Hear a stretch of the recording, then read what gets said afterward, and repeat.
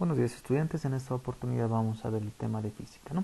Siguiendo pues la malla curricular del texto guía. A ver, vamos a denotar primero qué es física. Ahí está.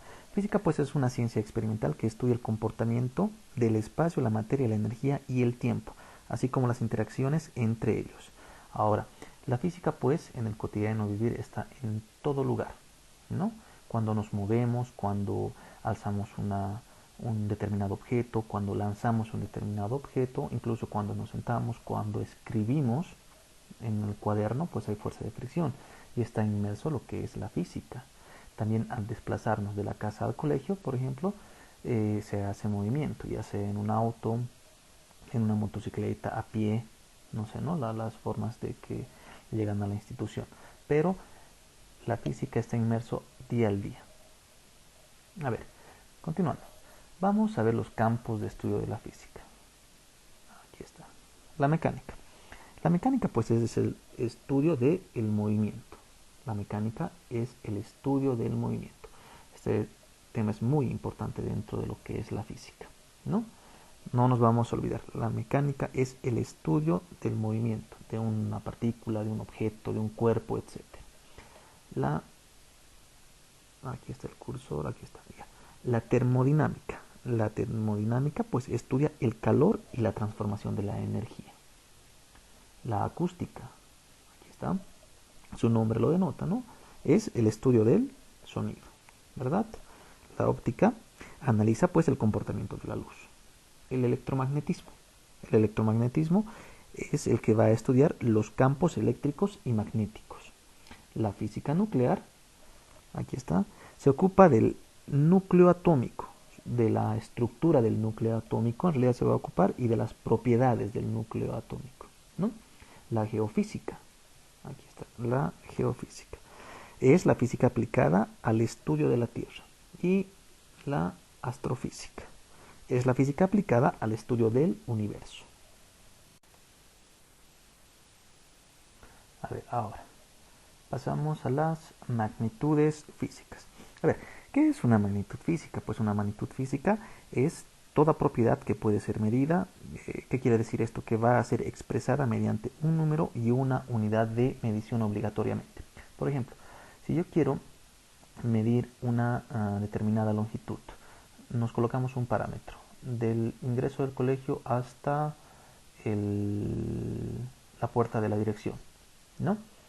Vamos a medir en metros según el sistema internacional. Entonces, suponiendo que existan unos 35 metros, cabe recalcar, 35 metros es el parámetro de longitud de la puerta del ingreso de la institución hasta la puerta de la dirección. Estoy suponiendo nada más, no es una magnitud física en base a la longitud exacta, ¿verdad? Es una suposición. Entonces, decimos que una magnitud física en este caso pues tiene que tener su número y la unidad de medida. Dijimos 35 metros. 35 es el número y la unidad de medida es el metro. Ahora, dentro de esta tabla se puede observar las magnitudes físicas principales en el sistema internacional. En primera instancia tenemos a la longitud, el nombre metro, su símbolo m. La masa. En el sistema internacional la masa conlleva el nombre de kilogramo y el símbolo es kg, kilogramo. Tiempo, segundo, y el símbolo S. Intensidad de corriente eléctrica, amperios, símbolo A mayúscula. Temperatura termodinámica, Kelvin, grados, Kelvin, simbología K. Cantidad de sustancia, nombre mol, simbología mol. Intensidad luminosa, candela, símbolo CD. Ahora pues vemos una tabla de equivalencias, ¿no? ¿Qué? Plasma. Un metro es equivalente a 100 centímetros. Un metro es equivalente a 1000 milímetros. Un centímetro es equivalente a 10 milímetros. Un kilómetro es equivalente a 1000 metros. Un metro es equivalente a 3,28 pies. Un metro es equivalente a 1,093 yardas, ¿no? Un pie es equivalente a 30,48 centímetros. Una pulgada, 2,54 centímetros. Una milla 1.609 kilómetros. Una libra, 454 gramos. Un kilogramo, 2.2 libras. Un centímetro cúbico es un ml, mililitro. Un litro es 100 centímetros cúbicos. Un litro es un decímetro cúbico. Un galón es 3.785 litros. Un newton es 1 por 10 elevado a las 5 libras. Un kilogramo fuerza es equivalente a 9,8 newtons. Una libra fuerza es equivalente a 0,454 kilogramos fuerza, ¿no? Estas unidades pues las vamos a utilizar en lo posterior, en un factor de conversión, en la vida del día a día. Continuamos. A ver, ahora sí. Propiedades de la materia. Para esto pues tenemos que saber qué es la materia. Pues la materia es todo aquello que tiene masa y ocupa un lugar en el espacio. En realidad nosotros somos materia. Nuestro lapicero es materia, nuestra calculadora pues es materia. Todo lo que nos rodea y va a ocupar un lugar en el espacio. ¿Qué es la masa ahora? Aquí está. La masa, pues es la cantidad de materia que tiene un cuerpo, ¿verdad? Y el peso. El peso es un sinónimo de la masa. Si no, es el resultado de la fuerza de atracción de la Tierra sobre un determinado cuerpo u objeto. Para esto pues vamos a colocar un ejemplo y yo les voy a preguntar. Cuando nos subimos a una báscula, ¿no? Vean, por ejemplo, que esta persona se llame Pepe. Ahí está. Pepe. Y vamos a suponer que Pepe es uno de nuestros compañeros del curso, ¿ya? Pepe va a subirse a una báscula, ¿ya?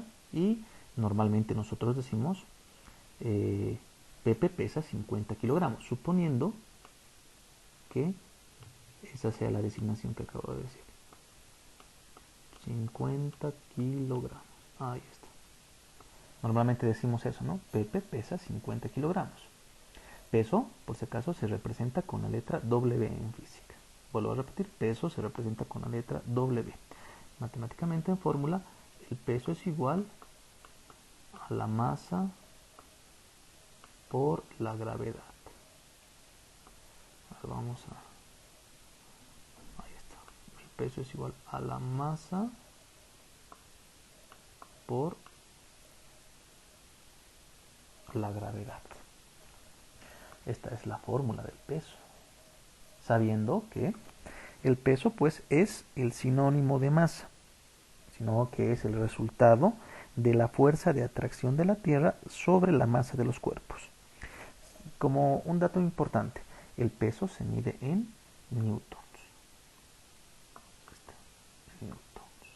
¿No? Newtons es una fuerza. Y el newton pues va a ser equivalente al kilogramo, en unidades de medida hablando, por metro sobre segundo al cuadrado. Ahí está. Esas son las unidades de medida del newton, ¿no? A esto es equivalente newton. Ahora, les iba diciendo, nosotros decimos cotidianamente que Pepe pesa 50 kilogramos. Pepe tiene un peso de 50 kilogramos. Y esto pues está mal. Nunca se dice esto. Nosotros utilizamos mal ese término. En realidad, ¿cómo se debería nombrar pues esto?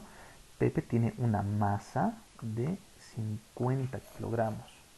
¿Por qué? Porque el peso de Pepe no es 50 kilogramos. Si es que analizamos bien, el peso de Pepe va a ser igual a su masa, que es equivalente a los 50 kilogramos. Ahí está. 50 kilogramos por el valor de la gravedad. Y el valor de la gravedad es 9,81. 9,81 metros sobre segundo al cuadrado, ¿verdad? Y a ver, vamos a multiplicar 50 por 9,81, hablando numeralmente, ¿no? Y esto nos va a dar una igualdad de 400, A ver, 490,5. 490,5.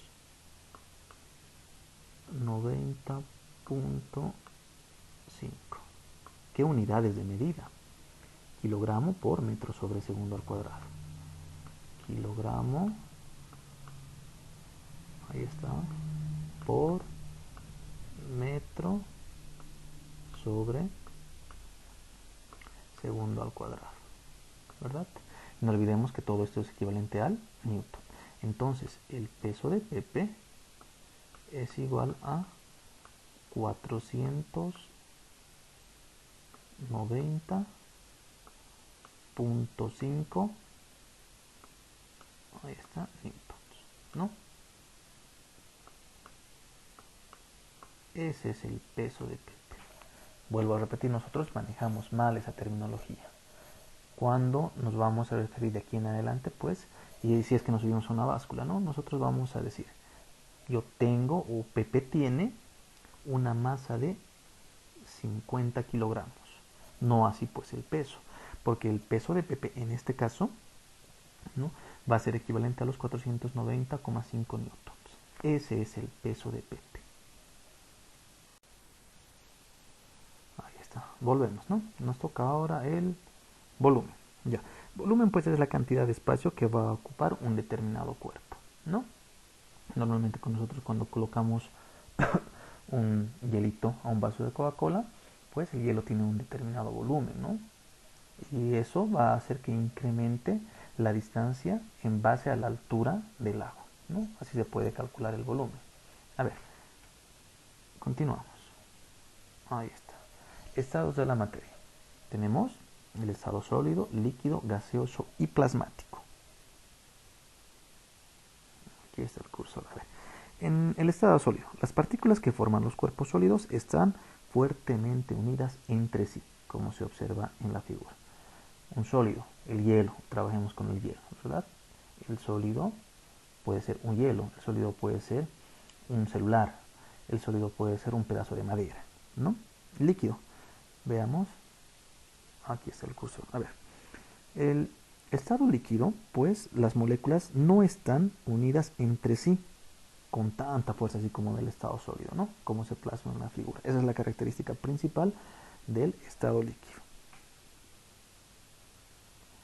Y si nos damos cuenta, pues su volumen también va a ser definido en base al recipiente que lo contenga.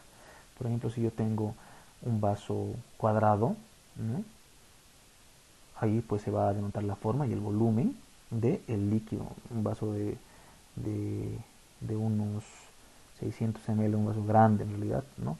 Perdón, ahí, un vaso grande pues va a contener un determinado fluido, un determinado líquido,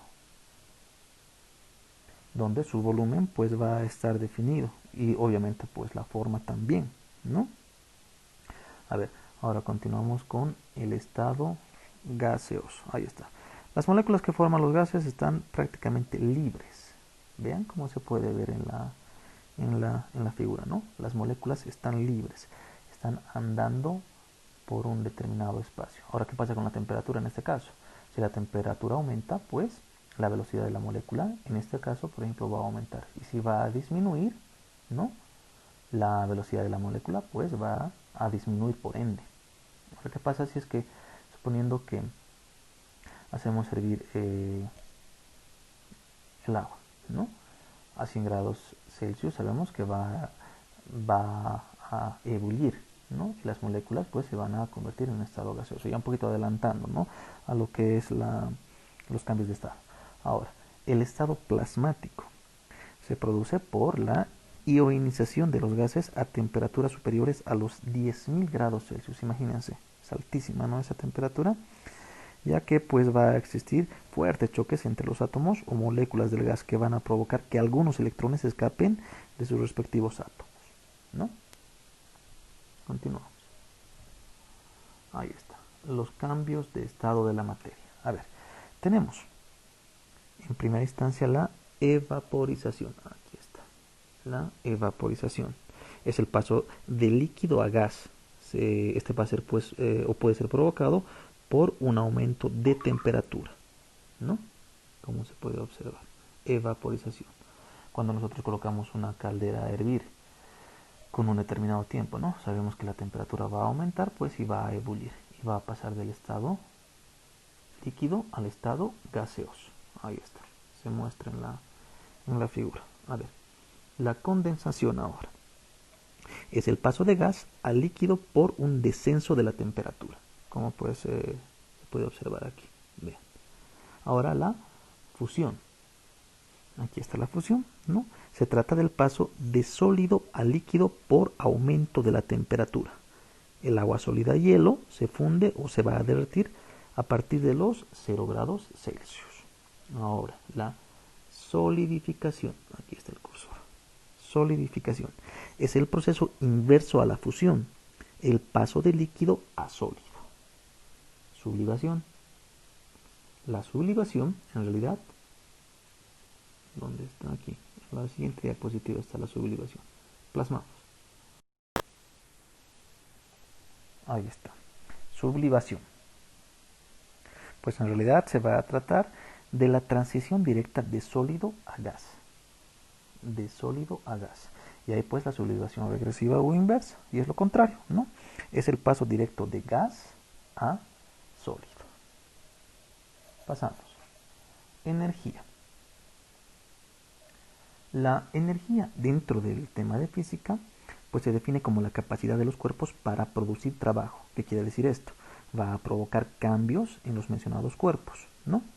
Todo cuerpo que contiene energía en función de su posición, movimiento, temperatura, masa o puede ser también otras propiedades. En otras palabras, va a producir trabajo, la energía. Cabe recalcar que en este punto la energía no se crea ni se destruye, solamente se va a transformar. Esto es bien importante en el tema de física, la ley de la conservación de la energía, ¿verdad? La energía no se crea ni se destruye, solamente se va a transformar. A ver, coloquemos un ejemplo clásico dentro de lo que es la ley de la conservación de la energía. Tenemos energía eólica. La energía eólica es la que es producida por el viento y esta pues, se puede transformar pues en energía cinética y a su vez se puede transformar en energía eléctrica, ¿no? Es un proceso, ¿no? Ahora las propiedades de la energía pues son diversas. En este caso la energía puede presentarse en una determinada variedad de formas, ¿no? La primera, les vuelvo a repetir, la energía se va a transformar, ya hemos colocado el ejemplo, ¿no? A ver, la segunda, puede ser transportada. Por ejemplo, la energía eléctrica es llevada de un lugar a otro, ¿verdad? Sabemos eso por los cables de alta tensión, dando un ejemplo general en realidad. La energía puede almacenarse. ¿Dónde? En nuestras pilas, en nuestras baterías. Entonces, las pilas y baterías pues se van a almacenar en forma de energía química, ¿verdad? Y la energía siempre se va a conservar. Hay ahora en este tema pues la energía potencial, la energía cinética, la energía potencial elástica, la energía potencial gravitatoria, etcétera. No es un campo muy grande en realidad esto de la energía. Gracias.